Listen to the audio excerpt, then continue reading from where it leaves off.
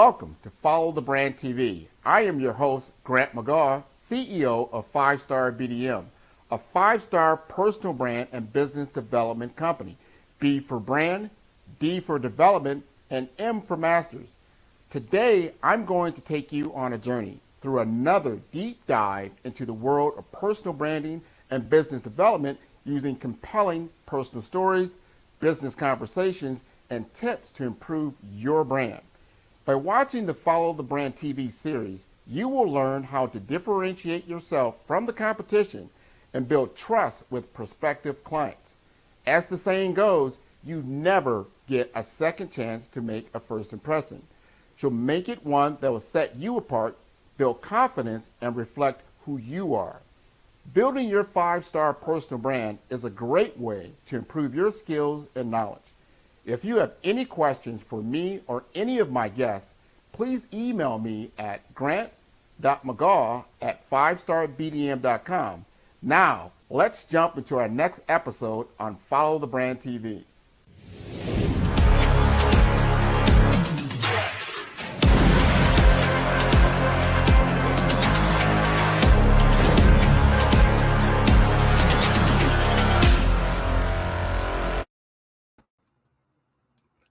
Welcome everyone. Welcome to the Follow the Brand TV broadcast. I am your host, Grant McGaugh, CEO of 5-Star BDM, where we help you to build a 5-star brand that people will follow. Now, tonight, we will have a conversation about the metaverse from a world-renowned expert. Christopher Lafayette will talk about a humanity-first perspective as we as a people take the next leap in technology innovation. Christopher is an emergent technologist in virtual and augmented reality, applying his talents to Medtech, education, FinTech, culture, and applied sciences. He is working for a more equitable culture and technology, serving as a Silicon Valley national and international speaker, thought leader, and advocate for greater expansion of community in technology that includes cross-culture and inclusion considerations. As the founder of gatherverse, a global ecosystem where communities gather, discuss, document, and share human-centered approaches to the metaverse. Gatherverse is a global gathering discussing humanity-first standards of education, safety, privacy, wellness, equality, community development, and accessibility in the next steps of the metaverse. Christopher has extensive history in media production and has worked with and advised companies and organizations such as Google, Facebook, the NFL, Merlin Entertainment, NBA, Linux Foundation, Microsoft, Salesforce, Verizon, Stanford University, Duke University, San Jose College of Engineering, UCLA, along with renowned chefs, musicians, and hundreds of startups in emerging technologies. Now, I'd like to play you a clip to give you a better understanding of Mr. Christopher Lafayette, and then we'll welcome him to the show. Thank you very much. The very heart of it, the very heart of each and every metaversal platform is community.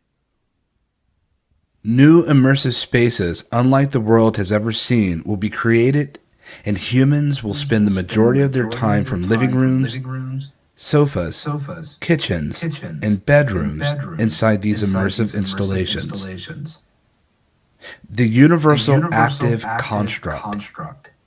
The singular universal construct in which all digital realms, spaces, and lands abide in. It's in relation, thus, which leads us to the metaverse and colloquial understanding. Except the general consensus has not been colloquial at all within the extended reality industry itself, yet. Thus, one of the reasons for this presentation. We must have a proper balance of understanding if we are going to understand and to succeed in better directions. So now there's a global movement being conducted to build digital dwellings for the greater human population to buy, sell, meet, and build in the present. This is called the universal contributed construct, and one of the important reasons we are all assembled here today. So, no fluff, just stuff. Accurate and well-curated information to hopefully help guide and equip you to go a little further.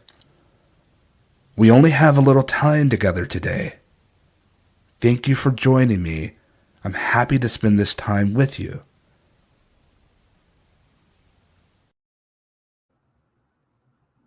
Mr. Lafayette, welcome to the Follow the Brand broadcast TV. Now, we've been together previously on the Black Business Expo, and we had a great conversation. We want to continue on that front. You've been doing a lot of different things the last 3 months, and we want to get into that discussion. So, welcome to the show, Christopher. Grant, happy to be here with you. Always happy to be part of Follow the Brand. You're doing incredible things and bringing incredible awareness contemporary at our time to brand development and how the aesthetics and the culture of everything and how brands will feel for public and private sector moving forward. Well, I tell you, Christopher, you have a storied past and present, and your future is flowering. We're going to get into what you're doing around gatherverse. You started a movement, and I love the movement because it had the impetus of talking about humanity first, humanity in design, humanity in culture, humanity in technology. And you took us all the way back to the origins of ourselves as human beings on this planet and where we're headed. So, as you would say, let's chop some wood. Okay. Let's chop. Right? So let's start. What's driving the growth of the metaverse as you see it right now? That's a great question. I feel like on one hand, what's driving it is beyond human ingenuity. I think sometimes we attribute the accelerated development of technologies that we may see on shelves and adopted for the first time. But usually what tends to happen beyond trend, if you will, is that something had to generate that. Something or some type of event had to catalyze or kick off the use of using specific tool and utility. And so in respects to the conceptual metaverse, in respects to the emerging metaverse, which isn't new, we have been 28 to 29 months firmly within what still is present, this global pandemic. And now that we've become more virtual in the past 29 months than we have the past 29 years, product delivery teams and remote distributed workforce are developing and collaborating in virtual ways and capacities that we did not anticipate for at least another 4 to 5 years. And now that it has happened, and from all looks and indicators, with great contention happening as to whether the workforce wants to go back or not, where there's a clear and what's become now a defined split, what we're coming to appreciate is that we are starting to enter into what I have dubbed as the animate economy. And looking at the native intention of the devices, Grant, that we use every day, be it on desktop, laptop, tablet, if you will, was never to just stare at our devices and interact with physical touch, but it was to one day go inside of our devices and interact with full embodiment, gestural interface, if you will. And so not just going inside and operating and living in our screens or our devices, if you will, but also interacting with our devices and our screens coming out of their shell, if you will, and interacting with us. So meeting each other in this intermediary state we call the metaverse, which I get asked often to define what is it from enterprise and startup people or people that just want to know, be it on the enthusiast side, looking and considering the metaverse in a sentence, if you will, is that it's a virtual ecosystem of communication and interaction, meaning that some believe that the metaverse is a fully enclosed, immersive, realistic environment, which that's a fraction of the metaverse. Or some people believe that the metaverse is simply augmenting digital atop real world or this machine readable earth that we yet walk on. And that's only a part of it as well. So we'll kick into some of these things, but no doubt what's really began to shape and accelerate and to emerge the metaverse, if you will, is the great disruption of this pandemic called COVID-19. Totally understand that. We had talked about that in our last, where we're in this experiment and no one was asked if you wanted to be in it or not, but we are here, and became the realization, just like now, we're on a technology platform, we're interacting physically as well as digitally at a high level, real time, which is great. Now, how do we then take it to another level? I think, and I wanted to ask you this question, is that we have been using our analytical minds, for a while, analyze and analytics, bits and bytes, right?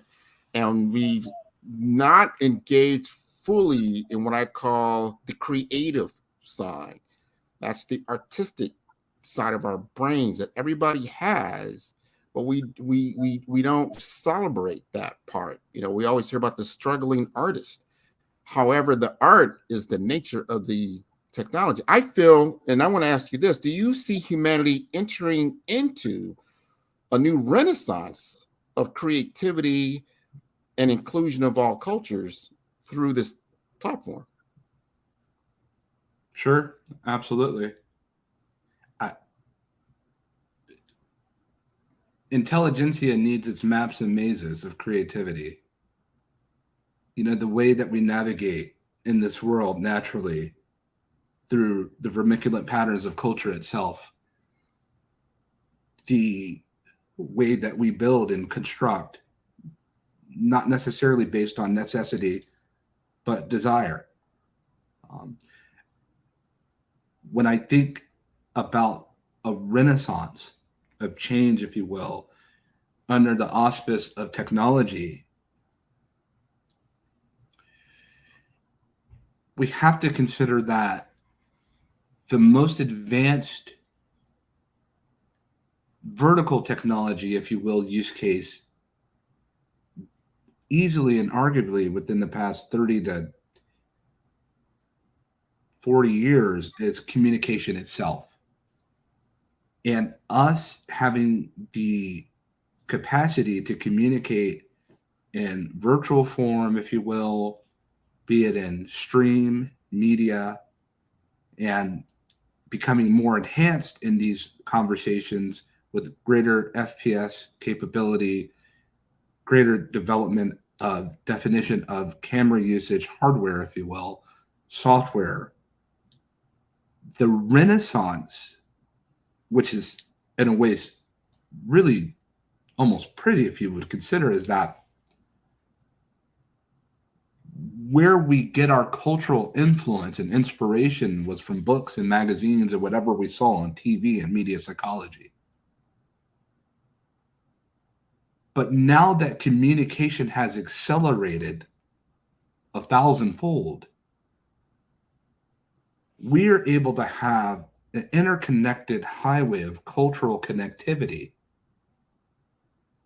that we've never experienced before, with these cultures combining and gaining and coming together globally, where it may have seemed that our continental location was so far away.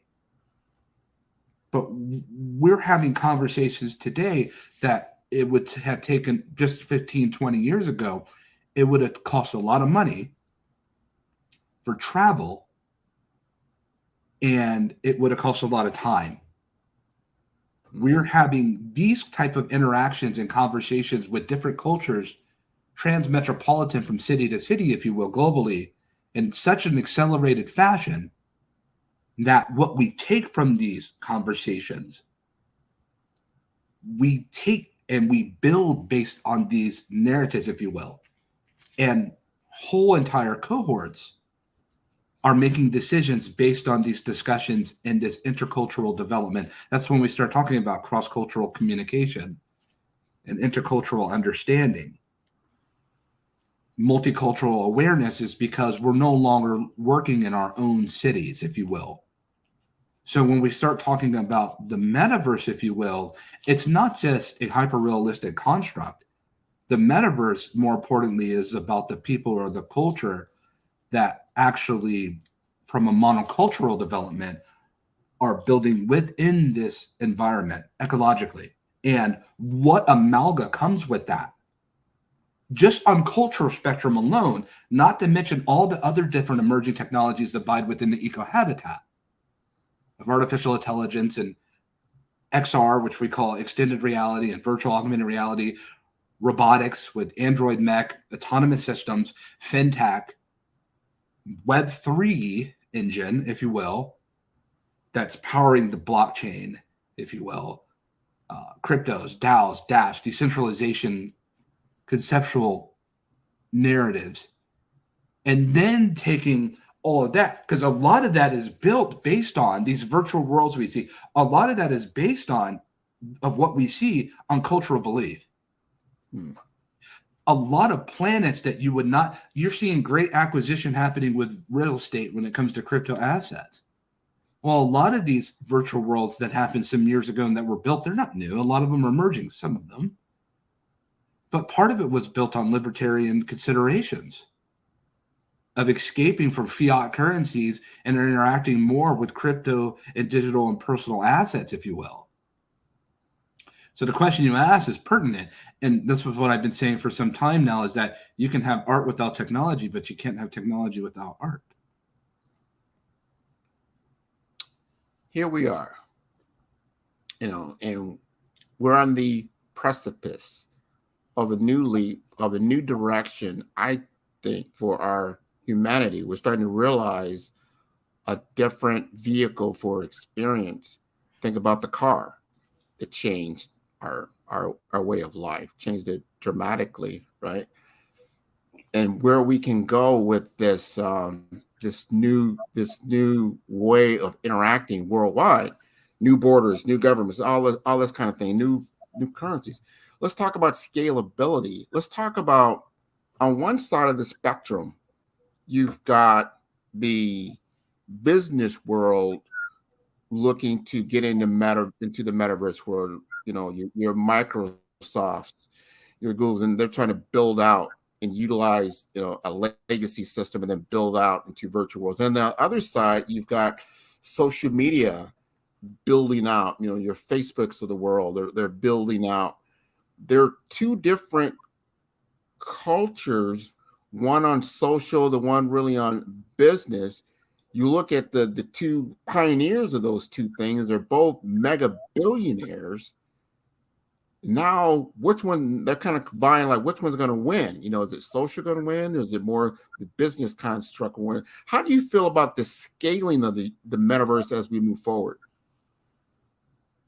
It's strong. In fact, I just launched a course quietly, which is gaining an incredible amount of steam, with partnership with LinkedIn and education, titled "What is the Metaverse?" Because 98% of the world, 99% of the world, if you will, to its accuracy and its understanding, don't understand what it is. And so we came together and we created a 14-segment education course which we could have gone even further into distance, but we thought was appropriate to go to about 14, titled What is the Metaverse? To your question, why we built that is because we understand and identify that enterprise who had zero investment in virtual about 2 years ago, none, that had been doing quite well. This is Fortune 50 on up, that have been doing quite well in business globally, private and public, now realize that they have been thrust. They haven't been offered the opportunity, but they have been thrust into metaversal development, whether they like it or not, or the new standards are being set. And as we continue to see this entrance into virtual, we can expect to see such a great offering of hardware that will be landing soon, especially for enterprise and for education that will be landing soon, that if we think that what we understand about the metaverse today is its totality or anywhere close, then we really haven't been understanding what we've been involved with ourselves and contributing to its universal construct. The same when it comes, you heard you mention social media. Mm-hmm. I know that a lot of us believe that social media has just been around for some time and it's just been hanging out. Same thing with apps. But candidly, same thing with search engines. Oh, that's just something that's old, but not even close. In fact, search, social media, app development, native or hybrid, those are in their infancy. We haven't really even began to scratch the surface on the full power and the scale of intention of what these devices are. Remember, technology moves in increments and shifts and leaps. We talk about it often. But to the point that the more power that's introduced to power our devices, the more power we have, the much more accelerated we will see greater use of technology and hardware that's already sitting on shelves that just are not powerful enough to be able to go full consumer for adoption. But once more power comes on, 5G, greater Wi-Fi access, Starlink, once we have more power, then we'll be able to see greater use. Don't you know, if you talk about Elon Musk's Starlink program, say what you will about Elon, but if you think about giving access to people that have never had access, Grant, here in the United States and North America, let's say Europe and places in Asia, if you will, greater spaces in Asia, we've been looking at apps and dealing in social media for some time. We've been building business back. But don't you know that there's other places in Asia, even frankly in North America, South America, Central America, Africa, even places in Africa. Africa has one of the biggest FinTech real estate in the world, if you will, of minds that are building incredible things in Web3. But don't you know, even in places in Africa or Asia, and even in Europe, that they just don't have access? What happens when you give them access and now all of a sudden they inherit what we have been building and going through iteration after iteration, refinement after refinement, revision after revision? Once they inherit that, and now they're able to build with the baton that's more defined than what it was when we got it. So those minds, a greater cultural contribution, and going back to what we said about culture and communication, getting that involved. Now we're starting to look at where we might be headed when it comes to the transfer of or the scale of the metaverse when it's powered by also thinking about commodities, which we'll talk about in a little bit. Wow, that's a lot to digest. I want my audience to relax just a minute and really think about what you just said.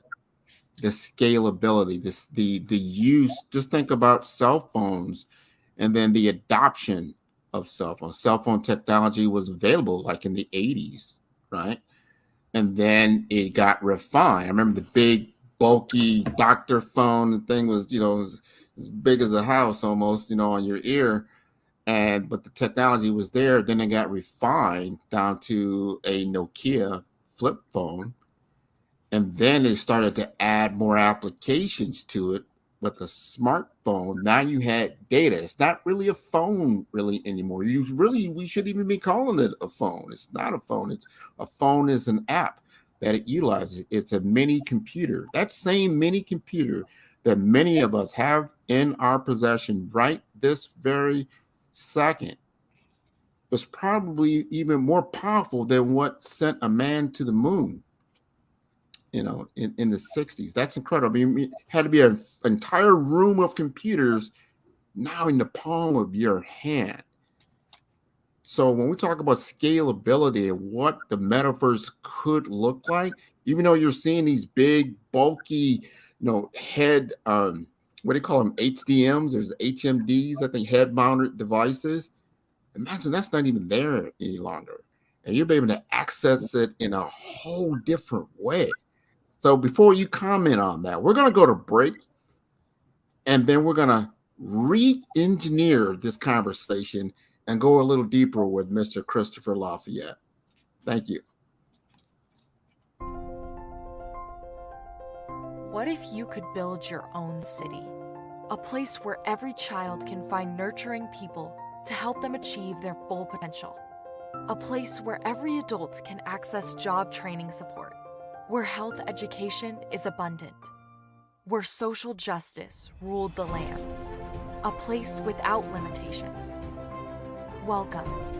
You have arrived at STEM City, USA. It is what every city should be. A safe and trusted community where you find people and resources to help you become everything you are and beyond. STEM City is unlike anything you have ever experienced. It is a digital twin of the world around you, only better. STEM City is about energy and soul renewal. It is more than a digital world. You can almost feel the power of live cultural events, music, and theater. STEM City promises a better future for children with caring mentors and hands-on activities with dedicated tutors to support our youth. STEM City is your passport to a healthy lifestyle with weekly events addressing our community's many issues. STEM City is your financial well-being with helpful information on wealth management, career advancement, job training, and so much more. STEM City is the community you deserve. It is the city where your dreams can come true. STEM City USA, a place in the sky that is accessible to all who reach for the stars.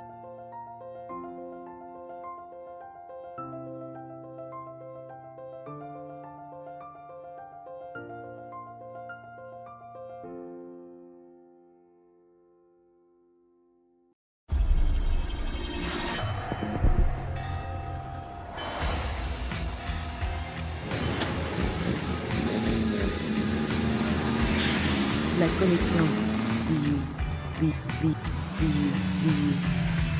La connexion BU.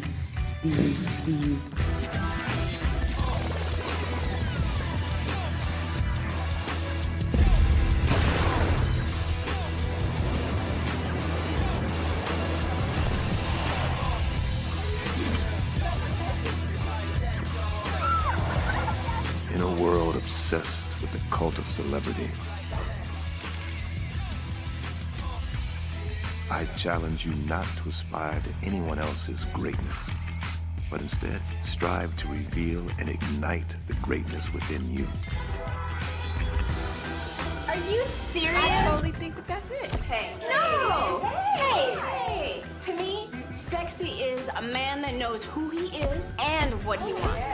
Okay. He's comfortable. You look at him, you see him, he's just comfortable being himself. And you're like, Baby, be you. Be you, baby. Just be you. I like it. Introducing the BU collection, exclusively available at K&G Fashion Superstore.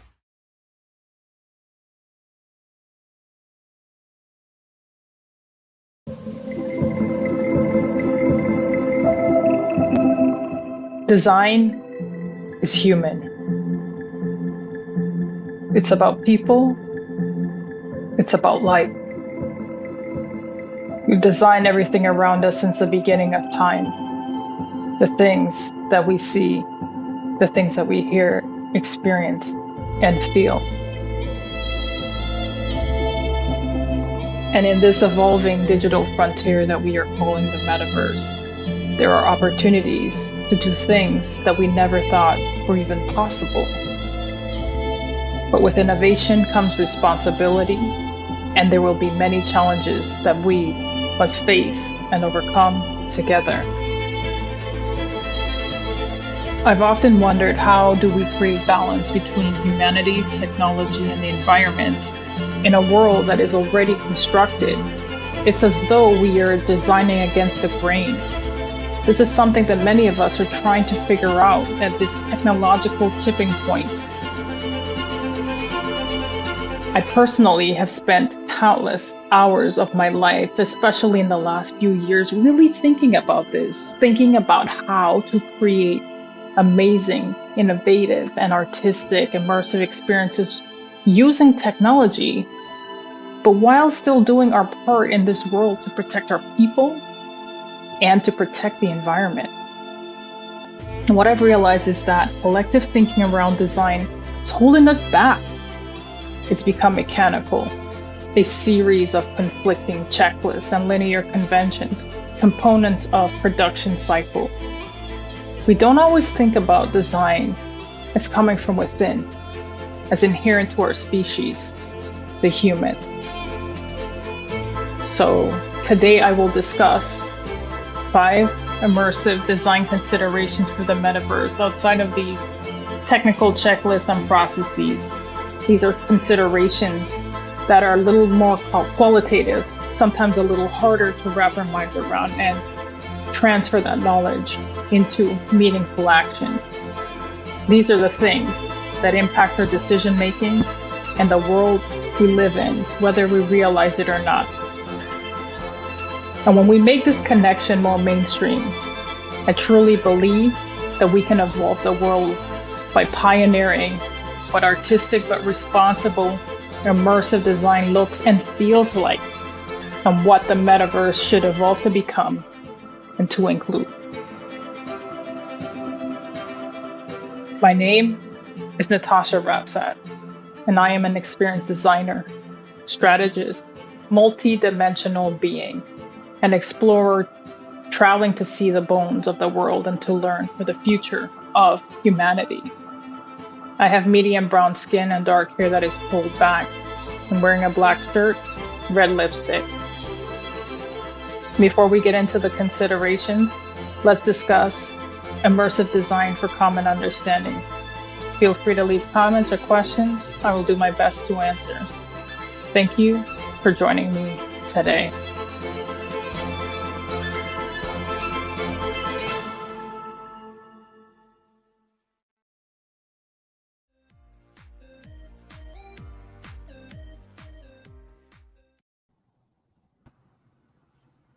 I want to thank everyone for coming back and joining us. I love that last video clip that was donated to me from Natasha Rapsat, and it was from the last gatherverse that Christopher did. Now, he did this as a first-time event. He just put it out there, and gathered some intellectuals, people that are in design world, people that are in the theoretical world, people that are very interested in the metaverse, and he made it a worldwide collective. And that was the first metaverse. He had no idea it was going to grow that big, that large. And the interest was there. It was there.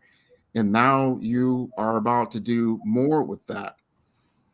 So before we go into that discussion, which we will, what's going on with you going forward, I want to talk about, because we were just there, because here's the deal. When people really challenge the metaverse and what it is, they're really challenging the business concept. What is the business going to look like? Is this going to be another, fad? Is it going to be another, call it a Wii toy? Everybody remember the Wii game that came out and it was kind of cool and everybody was using it, and then it kind of got replaced by something else. Let's talk about the use cases in virtual worlds utilizing this technology from your viewpoint, especially your Silicon Valley? You know that's important. Sure, congregating community. So one of the things I came out with was the 7 standards of the metaverse, dealing with humanity first, accessibility, education, community development, equality, safety, privacy, and wellness. Well, community has a big part to do with it because part of the metaverse, I think we tend to look at we'll look at the metaverse as this specifically in pure business application, which is not. And when we really start thinking about all the different multifacets of the metaverse and how it operates, flows, and functions, we start to think about of the business enterprise for commerce, it'll be game change. I mean, you're seeing fashion startups that never enjoyed that type of deal flow and investments that we're seeing on the very startup level that are getting seeds and Series A, if you will, and platforms like Nike, platforms that we hear about in the NFL and the NBA with sports franchises and organizations investing a lot into the metaverse Web3 world. You look at the Dallas Cowboys, which is the biggest sports franchise in the world. You just saw what Mr. Jones just did with this relationship with crypto.com, which is something that, we never thought that we would see, certainly not now, not this early at least. It was expected at some point, but a lot of it was hypothetical thinking and considerations. Now what was hypothetical has become reality in such a fast and rapid, accelerative offering. And so when we think about business use cases from the manufacturing level to military acquisitions of this technology to be able to help with greater training and development, medical use cases on the surgical theater and training, for ingress, egress, for emergency situational awareness, all different types of ways, whether it's entertainment, the medical sphere, whether you're looking at sports. We're doing an event next week called Music Meets Metaverse, which is a different summit altogether where we talk about the relationship of music, humanity, and the metaverse. And what does that look like from the eyes of musicians and from the eyes of enthusiasts and people that listen to music, and how music is one of the very few cultural pieces that we can also consider a commodity, Grant, but it's one of the biggest cultural pieces that brings us together. Same thing with sports. If you looked at 2020, you looked at all the different political issues that were raised with high awareness. Well, when sports came back into play, because a lot of people weren't even going to sports, there were things that arose and they were like, oh man, you see what that guy just did in Minnesota, what that cop just did? And now, to be candid and frank, and I've been expressive about this, I feel like if the pandemic hit, would we have cared that much about what happened with George Floyd and Derek Chauvin or Miss Breonna Taylor, Ahmaud Arbery? Would we have cared that much? Or we said, man, that's really messed up. I got a wedding to go to. Man, that's really messed up. Another one, I got to go get my latte. But a lot of the world was shut down. And so through media, we were able to see through other people's devices and from other people's lens, the things that were happening and going on. Well, we noticed that there was a great balance that happened and a great split that's happened in our country. We see what's happening in respects to a great trial that's happening and when it comes to, or a great hearing, if you will, with January 6th. Well, I'm saying all that to say is that you can take people from all different political backgrounds, all different view, and they have one single sports team that they like and that they enjoy. And they will all center in there together, cheer, clap hands, and not even care about any type of affiliation that they have whatsoever in life. What's that about? Community, passion, things that ignite, things that are within, things that help us to be able to bypass, if even for a little bit of time. The things that are happening around us, and there's familiarity, and there's culture, there's generational pull and play in culture, all of that. And the metaverse means to tap into all of that emotionally, intellectually, creatively. It will tap into all of that and give people greater access to all of that. One of the reasons why I architect the 7 standards of the metaverse, and we're having Music Meets Metaverse next week, is we need to know in which way that the metaverse is going to help build and make better this reality. We don't build, and we haven't been building the metaverse to escape this reality. We use and are building the metaverse to help better this reality.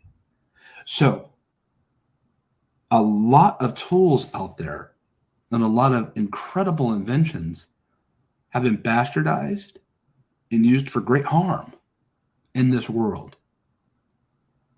So, as an oversight and as awareness, the 7 standards of the metaverse must, out of necessity, been presented for us to become mindful of how we are going to be utilizing tool and utility, public and private sector awareness.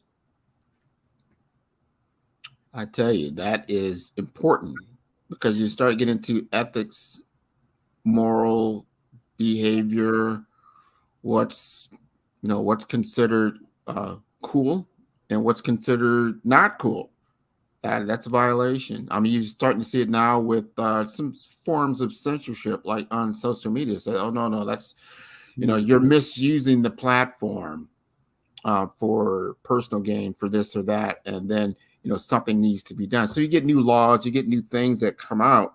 And you've talked about this, that as you get deeper into the matter. I mean, one of the thoughts you brought to me that I thought was had me think about it. You said you'll be talking about virtual worlds like you would be talking about Atlanta, New York, Los Angeles, and going there, just like you just said, hey, we're gonna have an event next week. It's gonna be around music. Now you start seeing it being a live concert that you enter into that world through an NFT exchange of currency. It becomes a different way, a different vehicle for experience, where before, if I have a concert here, like I live in Miami, and then only a certain people can go to that event physically, right? But then now you've expanded the reach and the realm and the financial pool by having a realistic experience at a venue. Think about going to the Super Bowl and being so right there in the action, but you're there virtually, which you can never do through a television set. I think that's awesome. It's incredible, Grant. It's incredible. And now that people are becoming more comfortable with virtual, doesn't it just seem like the season's ripe for this type of adoption of allowing or helping bring people closer? And hey, you know what? There's a lot of people that don't want to travel. Some don't want to travel because of the pandemic. Some don't want to travel because you can look at the crazed capacity of airports right now. But they still want to meet with other people. They still want to visit the public square of Brussels, if you will. They still want to have a sense of community and involvement with one another. We talk about these devices that are bringing people closer than ever before. But now I believe that we've tapped into this experience. I believe what's helped catapult the metaverse even further beyond the pandemic, or in concert with, is desire. Now people are saying, well, we know that we can do this. What else can we do in these virtual worlds? Just like we talked about a time ago, right, Grant? Where I believe when it comes to the animate economy, with confidence, I believe that we will one day refer to virtual destinations as commonly as we refer to Manhattan or Portland or San Francisco or Lubbock. We'll refer to these cities, transmetropolitan, from city to city, and it'll be just as common. We'll have buy, sell, and trade operations within it, centralized and decentralized governments established within these virtual worlds. And we'll be able to get, instead of going from farm to table, if you will, to our local neighborhood favorite restaurant, and not to be disruptive of restaurants per se, they'll still get a good share of business. The premium equality is premium equality. But mitigating, if you will, or adding to the narrative of food supply distribution, right? The pandemic exposed our foodways dramatically, not just in this country, but in the world, and how much food was wasted. The slaughtering just in Minnesota alone of over 30,000 chickens because it was designated purpose with intent, born, raised, if you will, and designated to go to restaurants across the country for fulfillment. And that didn't happen. So they didn't have a former destination. So they had to do something with it. So they decided to slaughter it. Same thing with potatoes in Idaho, if you will. We're talking about hundreds of thousands, if not into the millions of potatoes of what was out there that was available for how many people could have benefited if it had a destination and a way to be able to go for delivery or distribution. Well, with the metaverse, it starts to have us to really think about our food ways and the way that we deliver food. I know Sonia Hunt, who was one of our speakers with Gatherverse, she gave great information on just some of those things. And I know I've talked with her since and some things that we've been exploring about what could be done when it comes to commodities and greater access. So instead of looking at farm to table, looking at farm to door. And so a big part of Gatherverse is about bringing people in different minds together from different sectors. I saw that you mentioned and that you brought up Natasha Ramsat, who has a brilliant mind when it comes to design and creativity. And she's part of the Florida sector, if you will.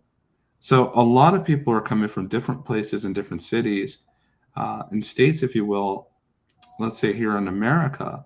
And each of them brings something eccentric to the table because they're bringing native value. So it's no longer looked at in the creativity and the creative sphere. Perhaps it was never. Looking at Silicon Valley as the golden standard on how we go about building. I think there's been enough influence in different destinations, locations. Now, there's a caveat to that. I hear a lot of people saying, hey, you know what? We're the next Silicon Valley. We're going to be the next Silicon Valley, whether in the great city of Atlanta, or we're going to be the next Silicon Valley in, let's say, Brooklyn or Queens or Chicago, South Side. Don't be the next Silicon Valley. Be your own valley, if you will. Enjoy your own autonomy. Because first of all, to be frank, here in Silicon, our generations, our culture spans into many decades of technologists. It's like, this is what we do. That's part of our heritage, where if I go to Italy, which I have been and spent some time with them out there, don't you know a lot of their heritage is based on hospitality and tourism, which for all of us that have had the pleasure of being able to visit certain places of Europe, most will say that they've probably had an enjoyable experience in some capacity under the consideration of hospitality and when it comes to tourism. Well, that's what they do, and they've done it for years, and they enjoy hundreds of years of success, more than a modicum level, as opposed to when we come to Silicon Valley, we start thinking about, not in terms of hospitality, we take our notes from other people when it comes to those types of things rendered here. But when it comes to technology, we really don't take notes from other destinations and places, because that's what we do here. This is what we know. And so for me, as a Black man that grew up in the ghettos of East Oakland, deep East Oakland, that had an opportunity to come to Silicon Valley, living out of my car, living in parking lots between Google and NASA, I did have the opportunity to learn about technology, and learn about technology I did. And so there's things that I was able to get that you can't go to school for in college. So there's things I was able to inherit, if you will, and be given from women and men that took time to teach me, and things that they have come to learn from other people. So by way of osmosis, if you will, I've come to appreciate a lot of understanding about the relationship of technology. My dad, who was a Black technologist for Cal Berkeley before ultimately his demise, if you will, I learned a lot in my fundamental understanding of how the internet operated in the web. My dad was a brilliant technologist. That's something that you just didn't see coming from neighborhoods and cities where a lot of us come from. And so for me, when I start thinking about what's next, that it's coming from an ideative state, if you will, to hardware and software, and then the natural step when it comes to the metaverse is humanity. Because if you don't have humanity, and if you don't have all available cultures having the opportunity to build this technology, then ultimately it'll lead to the demise of Web3 and the metaverse as we know it. I totally believe that. We're going to take a short break. We're going to come back, and we're going to talk about some of the things that you've got coming up that I think are very, very important, so others will then get not just your view on the metaverse, but you'll get the cultural view. What's happening across the world? This is what you're doing. You're bringing these minds and these ideas and these desires together. I think it's wonderful. So let's go to break and we'll come right back. Thank you. The metaverse is a congregation of physical and virtual environments that hope to one day connect as one. There is no such thing as multiple metaverses, nor is there such a thing as proto-metaverses, proto meaning first. If we were to talk about the nexus beginnings of the actual metaverse, the beginnings of the metaverse itself does not derive from digital at all. It derives natively from intelligentsia. What is commonly mistaken to be the metaverse, or what we see in markets today in consumer enterprise verticals that begin with what we call virtual worlds. Virtual worlds are not new to technology. Virtual worlds have been in existence for decades. Within the metaverse are virtual worlds, galaxies, and universes. A virtual world construct is a single or multi-world platform. A virtual galaxy is a multi-solar system platform. A virtual universe is a multi-galactic system. The majority of virtual environments that you presently see today on the market are commonly referred to as virtual worlds. These aren't metaverses, but rather systems that abide and make up collectively the metaverse, which is singular. There aren't multi-metaverses. I love that clip that was done by Christopher about a year or so ago. And it definitely puts me in a whole nother state of mind as you think about that. Because your dimensional experience, everyone is multi-dimensional in what they do. And this adds to that dimension. So, Chris, I would like to know, what do you have going on that you like to let the audience know so we can learn more about this new reality? Sure. We got Gatherverse. That's it. That's the big play right now. With Gatherverse, we're going to launch gatherverse.live, which we're really excited about. We were bringing other people's testimonies and experiences. In February, we had a huge event. We had over 10,000 people attend our Gatherverse 2022. We've softly just announced that we're having our Gatherverse 2023 next February, and we're in winter, and we're really looking forward to having even bigger turnout. We're expecting incredible numbers. So far, we've had the biggest virtual metaverse-based event in the world so far this year. We're expecting, and the most diverse metaverse-based event that's ever happened, Grant. And so we're expecting to dwarf that, and for this to be a really, really, really, really well-attended event, not just for our speakers, but in terms of the audience. And think about a lot of different schools and business and companies, from the collegiate level to public schools and private schools, that we're going to have great participation from educators. Really excited for academia to really pull up and show up to this particular event. Looking to have our good friends at HP and Meta with us, and so many other different corporations that are going to be journeying with us on this experience.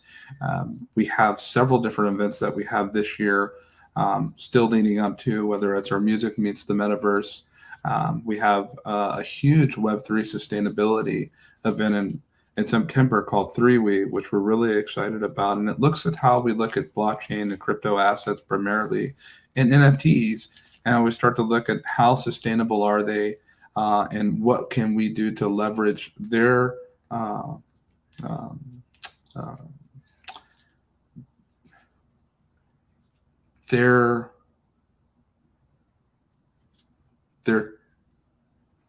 functions to interweave with how we operate daily based on humane standards. How do we take the power of the NFT and create human sustainability? How do we take the power of blockchain? I remember some years ago, we were part of experiment, if you will, and we showcased it as well here in Silicon Valley about distributing the human genome on the blockchain. You know, how do we look at these technologies beyond what's in my Robinhood app and what I'm getting off of Coinbase or whatever people use for their crypto assets? How do we take these different technologies and use that more towards sustaining human life and improving human welfare?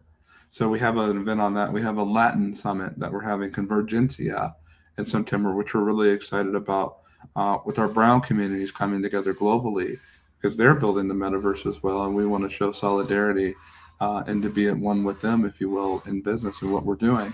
Also, we have another event, which is going to be huge, which is Gatherverse EU, which we're getting Europe, and we're expecting an incredible turnout for Gatherverse EU. I mean, that's going to be a game change, especially in light of what's happening in Ukraine. And so we want to show solidarity to the great changes that are happening when it comes to the metaverse and looking at humanity first standards in EU. And then we have in October, we have two major specific events, a virtual world symposium, which we haven't even publicly announced, but it's on our platform and people are flocking to it left and right.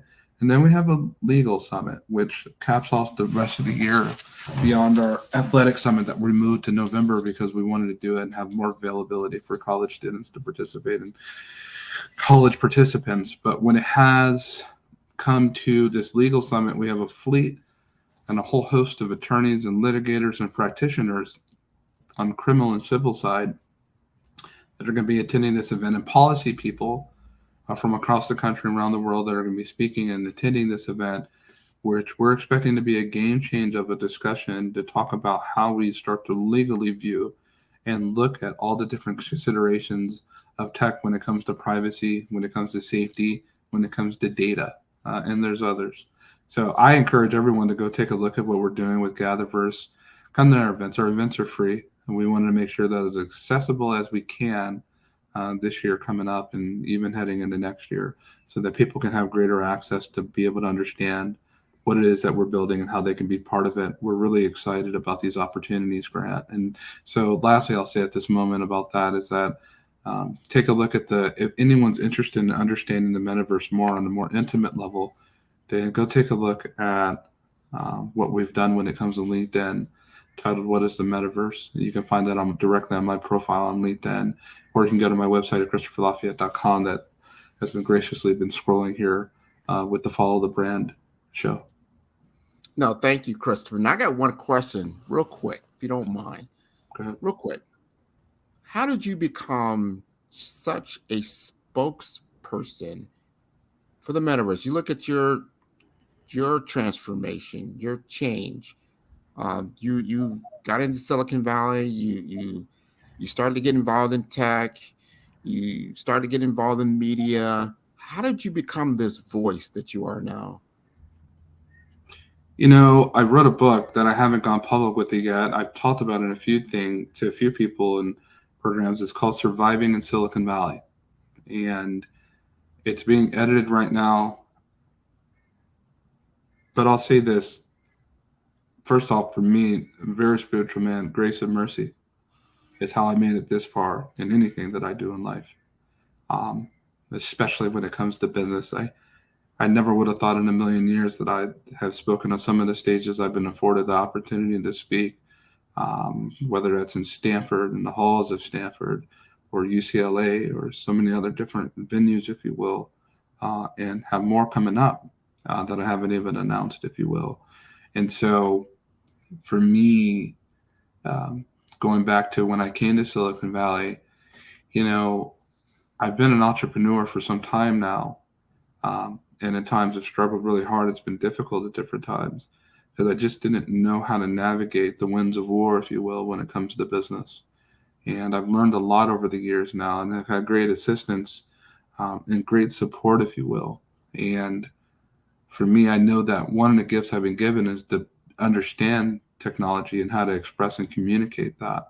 And I've had a really good upbringing in that regard. And so for me, when I was hanging around in places like Hacker Dojo, in Silicon Valley. And Hacker Dojo was a nonprofit place where a lot of us hackers would go.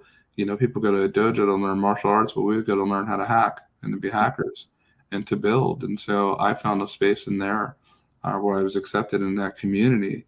And there's a lot of things that it really helped accelerate my understanding on technology itself. And there's a lot of things that I studied on my own because I just needed to understand.